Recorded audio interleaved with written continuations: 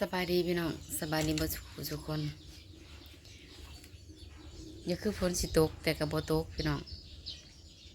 สิมาเว้าสู่ฟังพี่น้องแบบอย่าคือแบบโชคชะตาเฮาหั่นนะโชคชะตาวาสนาเฮาหั่นนะพี่น้องแบบหนึงตั้งของก่อนมันคงสิเป็นโชคชะตาแล้วก็วาสนาของเฮาหรือว่าจังใดวะจะสิเอิ้นว่าจังไดพี่น้องก่อนอื่นกราบสบายดีบ่ทุกคนเด้อพี่น้องวาสนาเฮามันอาจสิบ่แม่นทางเฮาบ่พี่น้องเมื่อยและท้อได้แบบบังเอิญแฮงสิเอิ้นว่าความบังเอิญบ่ช่วงที่เฮาบ่ได้ลงคลิปเนาะเฮาเฮายังรอรุ่นทำใจพี่น้องทำใจเนาะเฮาปะทาง YouTube เฮาไปทุ่มเททางครูว่าสิซะเนาะทุ่มเทหวังว่าสิได้เขาไปสอนเฮามีหวังว่าสิได้เป็นรัฐกรเนาะเบิดไปแล้วความหวังพักใหญ่เลยใหญ่ก็เลยแบบบ่ได้คอยถ่ายคลิปทั้งนี้เพราะว่ามีความหวังเนาะหวังอะเด็กก็เลยหลุดละทั้งนี้แบบเข้าใจบ่เฮาทุ่มเทกับอย่างใดอย่างหนึ่งแหละคือเฮาแบบเฮาทุ่มคือกับช่วงที่เฮาออกจากครูมาทุ่มใส่กับ YouTube เนาะแล้วบัดนี้เห็นบ่ช่วงที่เฮาสิตัดสินใจเข้าไปสอนอีกครั้งเฮาก็จนผ่านโอกาสไปเป็นปีเนาะจังได้ครับเขาคิดทบทวนแล้วทบทวนอีกก็จนผ่านไป1 ชกเฮียนจนชกเฮียนที่2เนาะเขาโทรมาเฮาจังได้ตัดสินใจไปแล้วเฮาทุ่มเทเฮาก็จนบ่ได้ค่อยถ่ายคลิปแม่นบ่ในช่วงที่เฮาไปสอนเนาะเฮาก็จนคลิปเฮาก็จนละลอยเฮาก็จนบ่ได้ค่อยอัพคลิปเนาะมีแต่ทุ่มเทเต็มที่ปฏิษาเต็มที่กับตัวนั้นเนาะพอมีความหวังมาสิ่งที่ทุ่มเทไปเนาะมันเสื่อนว่าจังไดพี่น้องพอไงก็คือมันบ่มีความยุติธรรมว่าสิซะเนาะสิ่งที่เฮ็ดไปนี่เขาเจ้าบ่ได้แนมเห็นนะเขาเจ้าจะมองข้ามไปตัวอื่นตัวที่เฮาบ่มีจะไปสู่เขาเนาะเอานั่นนี่เอาสิซะโดยเฮานี่โดยมีความว่าไงกระทุ่มจนแบบมอบกายมอบใจแบบทุ่มเทเอาสิซะก็เพื่อสิ่งที่เฮาอยากได้เนาะแต่มันบ่ได้สิ่งที่เฮาได้กับเฮาทุ่มเทไปกับ1 มากก็ด้วยจิตใจอยากเฮ็ดแน่2 มากกับความหวังเพื่ออยากได้ตัวนั้นแต่ว่าตัวนั้นมันบ่ได้แล้วในหอบนี้ว่าสิซะพี่น้องแต่ยังมีโอกาสอีกบาดนี้เฮาสิเว้าสู่ฟังบาดนี้บาทสุดท้ายพี่น้องถ้าอีกบาทสุดท้ายสุดอีหลีถ้าบ่ได้ในหอบนี้เลยแม่นเฮาจะความหวังเฮาคือจะถ้าเห็นเฮาออกอีกบาดนี้เลยแม่นจะเป็นการแบบสุดท้ายสุดคือเฮาสู้บ่ได้อีหลีพี่น้องสู้อิหยังเขาบ่ได้อีหลีเนาะคือเฮาว่าความรู้ความสามารถของเฮานี่มันบ่มีผลแล้วเขาบ่เห็นแล้วก็ต้องเข้าใจพี่น้องว่าสำนี้ต้องเข้าใจเนาะแต่เฮาก็ท้อมาจุดที่ท้อแล้วก็ท้ออีหลีท้อจนว่ากูสิสู้อีกอยู่บ่หมดกำลังใจพี่น้องในเมื่อแบบเขาบ่ได้เอาอิหยังเขาบ่ได้เห็นค่าหั่นนะแบบที่เฮาเฮ็ดทุ่มเทไปเขาบ่ได้เห็นค่าว่าสิซะแล้วก็เบิดกำลังใจให้คิดเบิ่งว่าความเสียใจของเฮาน่ะเฮาให้เมื่อคืนนี่จนตาตุพี่น้องและตอนนี้จิตใจเฮามันก็ยังแบบยังบ่อันดับบันไดพี่น้องยังเสียใจเสียความรู้สึกแบบมันผิดหวังว่าสิจ้ามันผิดหวังพี่น้องกับสิ่งที่เฮาคาดหวังแต่มันผิดหวังเนาะแต่เฮาก็บางทีก็การเฮ็ดเวียกของเฮากลับไปสอนอีกเทื่อนี้เฮาก็อาจสิกำลังใจของเฮาเนาะเฮาก็อาจสิบ่คือเก่าพี่น้องว่าง่ายก็แก้วที่มันแตกเนาะมันแตกแล้วมันแตกอีกนะ ก่อนมันก็แตกแต่ก็ยังแบบมาจอดกันได้เนาะจอดกันก็ยังมีเปรี้ยวมีแมงอยู่แต่กลับไปอีกบัดนี้เลยมันมาจอดบัดนี้แหละแล้วมันมาแตกอีกเห็นไหมพี่น้องมันมาแตกอีกเนาะแต่อีกกับความหวังมันก็ยังริบหรี่เนาะความหวังมีบ่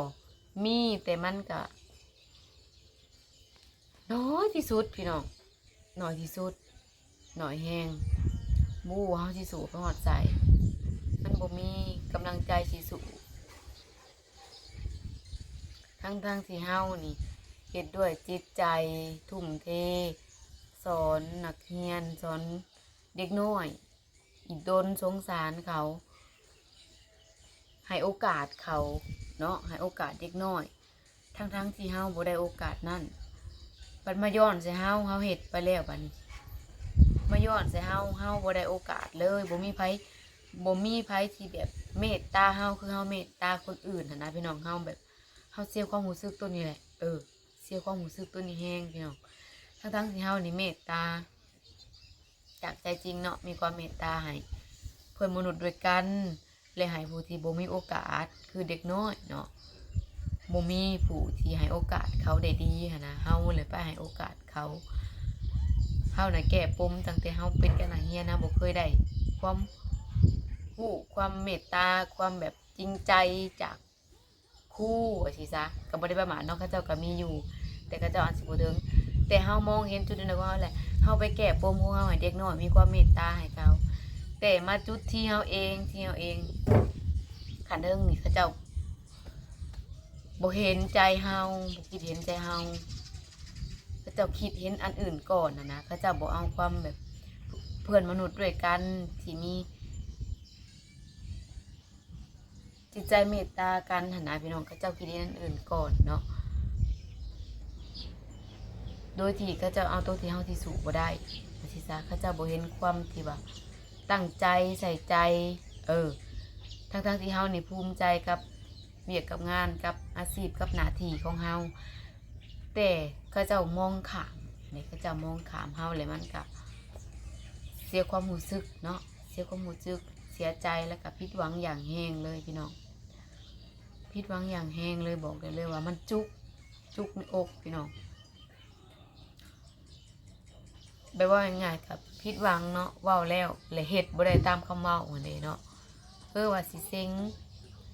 เขาครูเก่งเฮ็ดจังซี่เนาะปัดเซ็งแล้วแหละมันบ่เป็นตามคิดเฮาก็เลยแบบเสียใจเสียความรู้สึกเสียหลายๆอย่างเนาะเสียใจหลายหอมนี่เสียใจสุดๆผิดหวังแบบมีถ้าบ่ได้อีกในหอบสิมาเนาะถ้าบ่ได้อีกในหอบสิมาคือเขาจะบ่ได้ประสานต่อเนาะอีก2,000อย่างอันนั้นก็อีกประมาณ2 ปีก็เบิดอายุแล้วพี่น้องมันก็ใกล้อายุเฮาที่จะเข้าเป็นพนักงานแล้วมันก็มีขอบเขตกำหนดอายุเนาะอายุ35 ปีเขาเจ้าก็จะบ่ให้เป็นเขาเจ้าก็จะบ่รับแล้วเพราะอายุมันกลายเกณฑ์ว่าสิจ๊ะเฮาก็สิเบิดกายแล้วแหละถ้าหากว่าอีกหอบนี่รออีกประมาณช่วงเขาเฮียนพี่น้องช่วงกันยากับตุลาเนาะกันยาตุลาหาธันวาในช่วงนี้เนาะ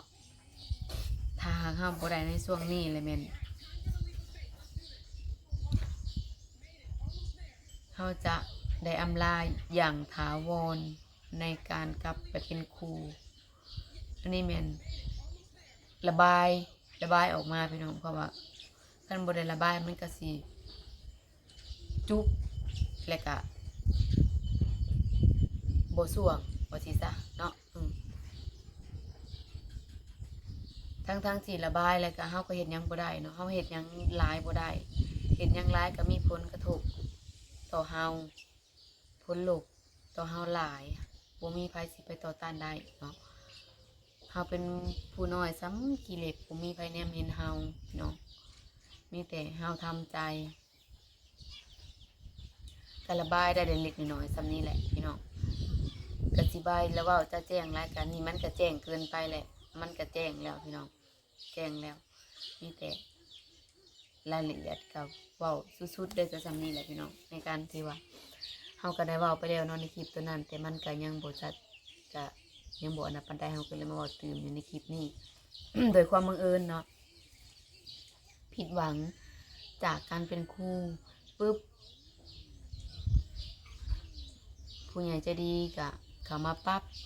เนาะก็ดีใจโบก็ดีใจพี่น้องดีใจเนาะก็มันก็ยังบ่ทันได้ความรู้สึกที่ผิดหวังมันก็ยังบ่ทันได้พอปันใดพี่น้องมันหลุดกะยังบ่ทันได้อันนั้นเท่าที่ควรเนาะจนได้กะยังผิดหวังอยู่ยังผิดหวังกับตัวนี้อยู่พี่น้องถึงสิมีเรื่องราวดีมาอยู่ ถึงแบบสิมีข่าวร้ายก็ยังมีข่าวดีแต่แบบว่าข่าวดีก็ดี แต่ข่าวร้ายมันก็ยังแบบจุกมันยังจุกเนาะมันยังจุกอยู่พี่น้องบ่แม่นสิว่าเห็นผู้ใหญ่ใจดีอันซอยเลยตั้งใจถ่ายคลิปยังบ่พี่น้องเฮายังรอเพียงแต่เฮายังรอความหวังตัวนั้นว่าเฮาก็ยังอยู่ในส่วนทำใจเนาะว่ามันสิพ้นมันสิออกมาแนวใดสมมุติว่าได้ตัวนั้น100ปึ๊บเฮาก็จังสิมีกำลังใจมาเฮ็ดคลิปเนาะบ่ได้ปึ๊บเฮาก็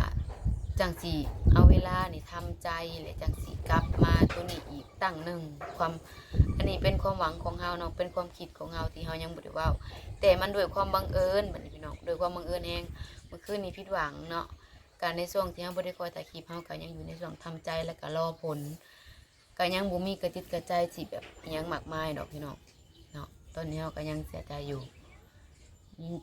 เสียใจสุดๆเลยมีแต่เฮาก็มีแต่คิดความเสียใจของเฮาจนคิดแบบว่า